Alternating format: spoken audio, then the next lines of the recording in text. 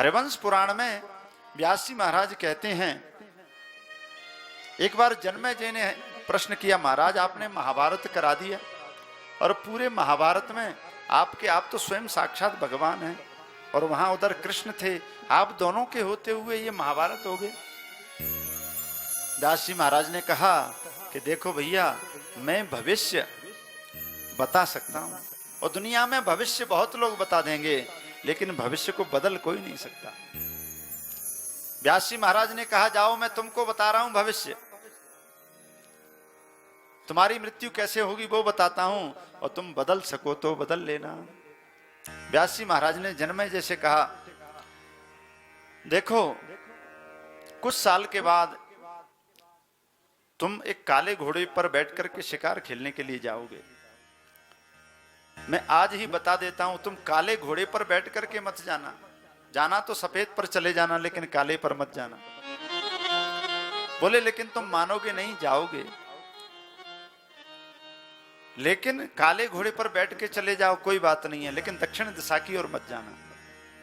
लेकिन तुम मानोगे नहीं। बोले दक्षिण दिशा की ओर भी चले जाओ तब भी कोई बात नहीं है, वहां एक समुद्र का किनारा होगा, उधर मत जाना। बोले लेकिन तुम मानोगे नहीं। बोले अच्छा कोई बात नहीं, उधर भी चले जाओ तो वहां एक सुंदर स्त्री मिलेगी, उधर देखना मत। बोले लेकिन तुम मानोगे नहीं। फिर बोले स्त्री को देख लो कोई बात नहीं है, लेकिन उसको घर पर लेकर के मत आना। बोले फिर तुम मानोगे नहीं। बोले घर पर भी ले आओ तो उससे विवाह मत करना। बोले यदि विवाह तुमने कर लिया तब भी कोई बात नहीं है, उसके कहने से यज्ञ मत करना।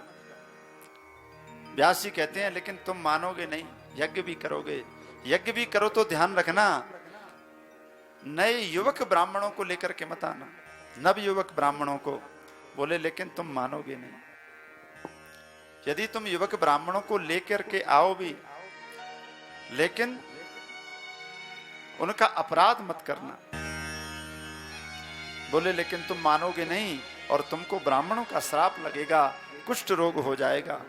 उसके बाद यदि तुम मेरे पास आओगे तो मैं तुम्हें महाभारत की कथा सुनाऊंगा, लेकिन तुम उसमें शंका मत करना। लेकिन तुम मानोगे नहीं, शंका भी करोगे, इस प्रकार से तुम्हारी मृत्यु होगी। व्यास जी ने बोले मैं भविष्य बता रहा हूं, तुम रोक सको तो रोक लो। कहते हैं समय निकला, कई साल निकल गई, जन्मेजय भूल गए। एक बार घोड़े बेचने वाला आया, उसने कहा मेरा एक घोड़ा है, यदि इस पर कोई सवारी कर दे तो मैं घोड़े फ्री में दे दूंगा। पूरा नगर लग गया लेकिन कोई सवारी नहीं कर पा रहा, ऐसा घोड़ा था। राजा के पास बात आई, महाराज ऐसा घोड़ा आया है कि कोई सवारी नहीं कर पा रहा। राजा ने कहा अच्छा ऐसा कौन सा घोड़ा है, अभी मैं चलता हूं। राजा ने घोड़े पर चढ़े और उसको बस में कर लिया। लेकिन घोड़े ध्यान आया कि घोड़े पर बैठना नहीं है, काले घोड़े पर। उस दिन से जन्मेजय ने घोड़े पर बैठना ही बंद कर दिया था, लेकिन आज देखो समय ऐसा आया कि घोड़े पर बैठना पड़ गया। अब उसको याद आई व्यास जी महाराज की बात, उसने सोचा कोई बात नहीं, बैठ तो गया हूं, घोड़ा बड़ा अच्छा है, जरा इसको घुमा के देखता हूं कैसा है। अब घोड़े को घुमाने लगा। घोड़ा था बड़ा मजबूत घोड़ा, अच्छा घोड़ा था।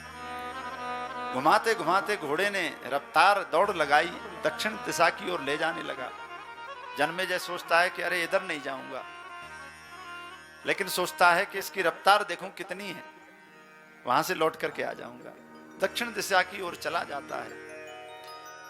कहते हैं वहां पहुंचता है तो समुद्र के किनारे भी चला जाता है। वहां स्त्री दिखती है, सोचता है कि सुंदर सी स्त्री को देख करके मन में बात याद आती है कि घर नहीं ले जाऊंगा, लेकिन उसको देख करके मन मानता नहीं है। सोचता है घर ले जाने को मना नहीं किया था, शादी नहीं करूंगा। घर पर भी ले गया। कहते हैं फिर विवाह भी कर लिया। कहते हैं न आर्य विवश नर सकल गुसाई, नाचहि नर मरकट की नाई। बस में हो गया। उसने कहा एक दिन यज्ञ करवाया, भूल गया सब बातों को। यज्ञ के लिए ब्राह्मणों को बुलाया, फिर याद आई व्यासी ने कहा था कि वृद्ध ब्राह्मणों को बुलाना है। नवयुवक ब्राह्मण कहीं मिले ही नहीं, बूढ़े ब्राह्मण। नवयुवक ब्राह्मण मिले, रानी ने कहा महाराज मुझे तो यज्ञ करना है, नहीं तो मैं अभी यहां से छोड़ के जाती हूं। रानी के चक्कर में ब्राह्मणों को बुलाया, नवयुवक ब्राह्मण आए, यज्ञ होने लगा। कहते हैं कि ब्राह्मण अब नवयुवक थे तो उन्होंने रानी को थोड़ा बहुत कहीं निगाह चली गई होगी तो रानी ने राजा से कहा महाराज मेरी ओर ये देखते हैं ब्राह्मण। राजा को क्रोध आया और क्रोध में कुछ ब्राह्मणों की हत्या कर दी, कुछ ब्राह्मण भागे, उन्होंने श्राप दिया जाओ तुम्हें कुष्ठ रोग हो जाए। तब याद आई कि अरे व्यासी ने कहा था, गड़बड़ हो गई। व्यासी महाराज के पास पहुंचा, महाराज महाभारत की कथा सुनाओ, आपने जो कहा था वही हो गया, लेकिन बोले शंका मत करना। सुनने लगा। इतने में व्यासी महाराज कथा करते करते प्रसंग आया कि भीमसेन ने युद्ध में हाथियों को ऐसे फेंका और वो इतनी ऊंचाई पर चले गए कि आकाश से लौट करके वापस नहीं आए। जो गुरुत्वाकर्षण शक्ति है उससे ऊपर चले गए। जन्मेजय को शंका हो गई, महाराज ये कैसे हो गया, ऐसा तो संभव नहीं है। तो व्यासी महाराज ने अपने योग बल से उन हाथियों को उतारा। कहा कि राजन तुमने शंका की, उस कहते हैं राजा का पूरा कुष्ठ रोग ठीक हो गया, लेकिन थोड़ा सा बचा और अंत में वही मृत्यु का कारण बना। तो होनी बलवान है, होनी को कोई रोक नहीं सकता है। केवल इतना किया जा सकता है कि देखिए बरसात होती है तो छाता काम करता है कि नहीं करता। यदि पुण्य धर्म करते रहोगे तो भगवान की जो छाया है वो बनी रहेगी और जो ओले गिरते हैं उनसे बच जाओगे। और यदि भगवान की शरण छोड़ करके और ऐसी गोरख धंधों में लगे रहे तो महाराज फिर बरसात में भींजना ही पड़ेगा।